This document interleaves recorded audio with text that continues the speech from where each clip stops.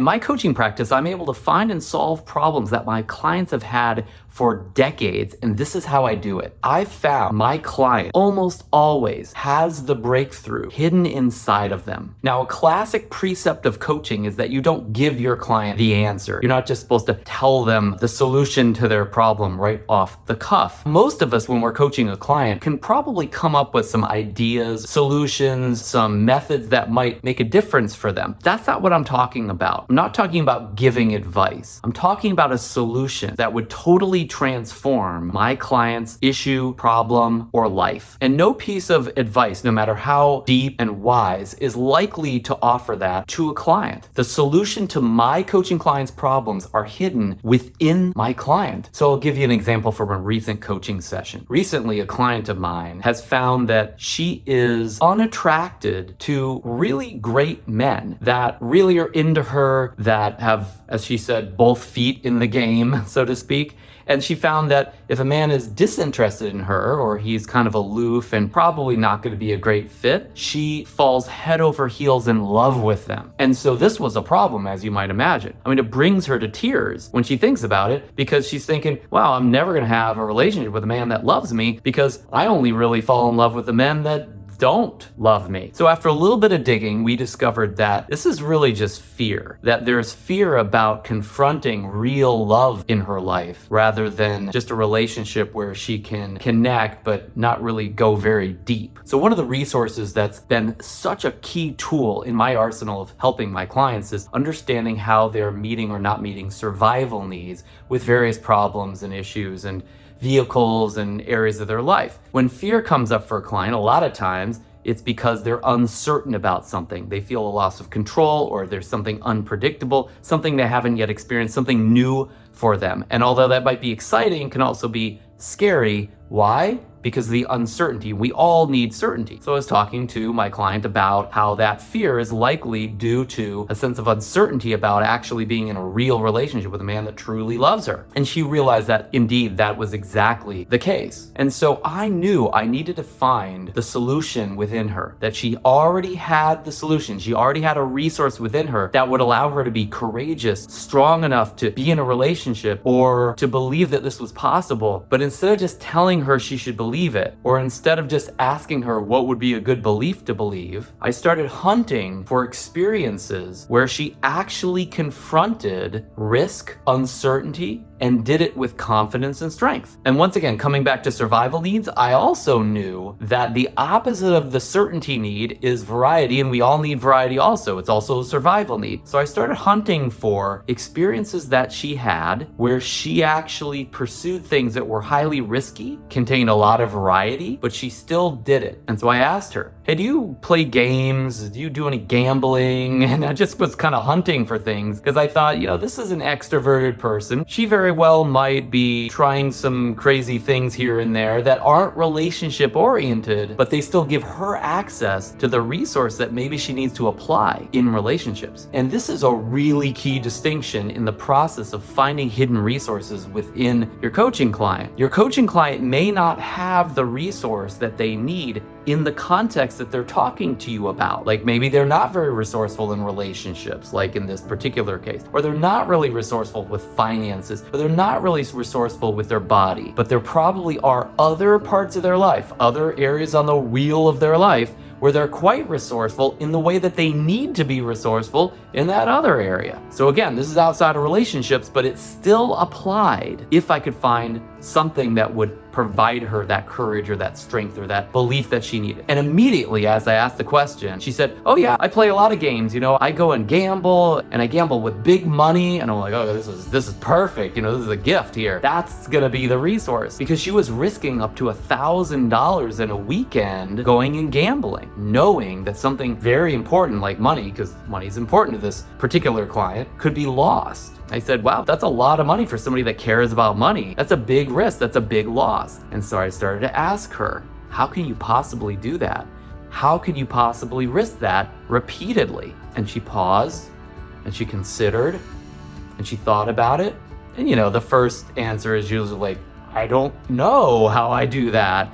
So I dug a little bit more. I said, how could you possibly have the courage and the strength, the openness and the flexibility to be able to risk that kind of money? And she said, well, it's fun. It's fun to do this. I said, sure, it's fun, but losing the money is not fun. And she admitted that was true. Finally, after a little bit more digging, she said, I knew that I will be okay either way. And I changed my tone with her and I said, that's what you need in that relationship where it's real love at stake. You need to know that you'll be okay either way.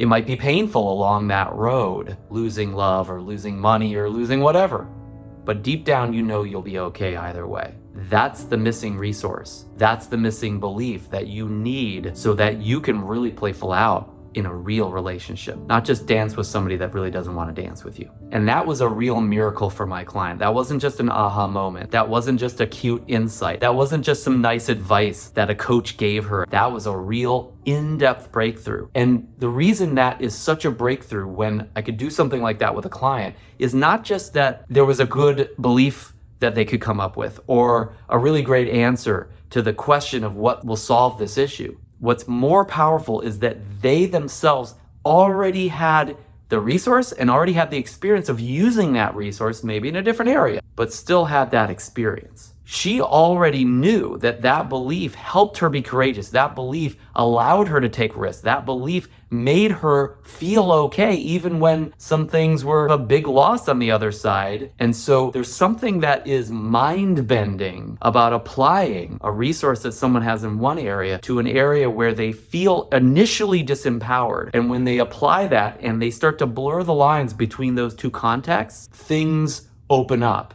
Things explode inside of them, so to speak. And suddenly they start to believe in what's truly possible because they're actually feeling it in their gut at that moment. So I'm going to break this technique down for you step by step. Step one, of course, is you got to clarify what the problem is. Sometimes it takes a little bit of digging to figure out what the real problem is. Don't just scratch the surface with your client. You want to go deep and ask them what's really stopping them. You want to get a sense of, is there a need at stake, like a survival need? Is there a motivation happening? Is there some other issue with somebody else? What is the ilk of the problem? And then what is really holding them back? You want to get a sense of what that is. They may not feel or think that they're empowered to make a change at that point. That's okay. Just want to know what the problem is and make sure that you can sign off on that that is really the crux of it, the cornerstone, the gut of the issue. Second, now you want to clarify within that problem, what is the missing resource? Are they missing courage? Are they missing a different part of themselves? Are they missing a new belief? Are they missing a certain action? Are they missing something that they need to communicate? It could be so many different things. There's so many different missing resources on the inside and the outside of a client. So you want to tap into and discover what is the missing resource and make sure that you get their validation on that.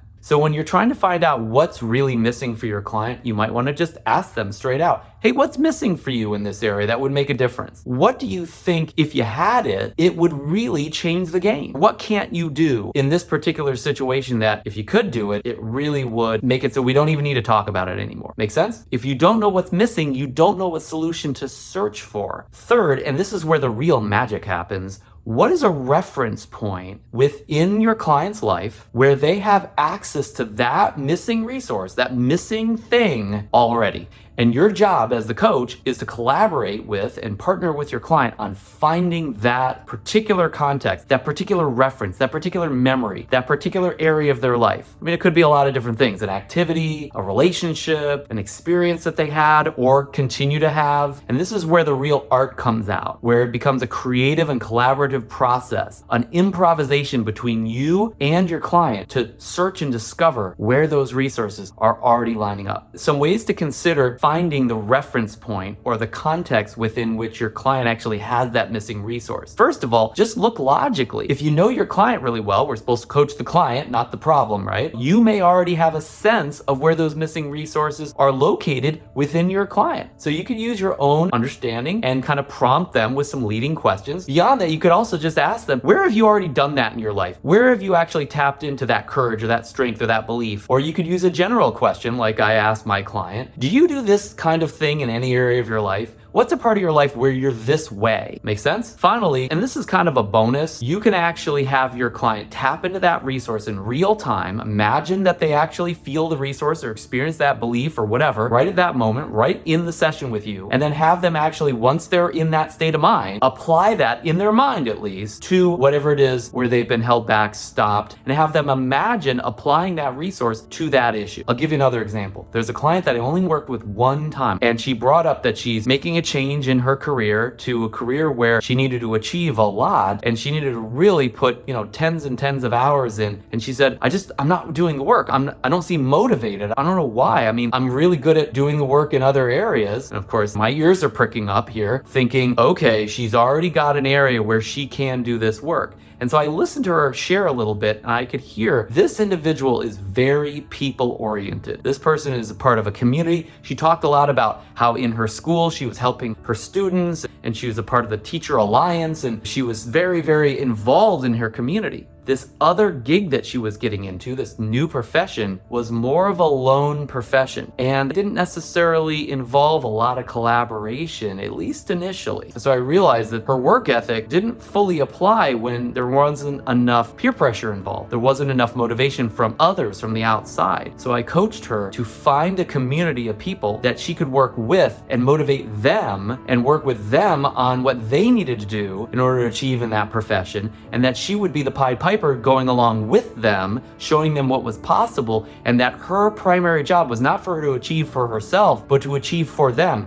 to help them achieve, to support them. And as I shared this with her, because she had already shared the resource and the way that she already performed, and we had very limited time with this client, you could see her eyes light up and you could see the gears turning in her mind. And she turned to me and she said, I can surely do that. You could hear the certainty in her voice, speaking of certainty. And so I asked her to go back to moments where she was really motivated to help other people and to collaborate with her team at her original job and to feel what that felt like. And I asked her, can you feel that right now? And she's in that emotion and she's in that memory, so to speak. And she's, yeah, I could feel it. And I told her, now imagine doing that in this new profession. How would that feel? And she still felt that. She still felt that strength. She still felt that motivation. And she opened her eyes and said, I know I can do this. This can be truly groundbreaking and transformational for your client when you actually support them in that kind of shift, because they feel the difference, they see and imagine what's going to happen differently, and that can be life-changing. This really is one of my most powerful processes that if I can find it and if I can see the angle on it, I can very quickly, within 10-20 minutes of coaching with a brand new client that I may not even know that well, I can really change their life for the better, or at least solve a problem that doesn't seem to have a solution in their mind at that moment. That is how I find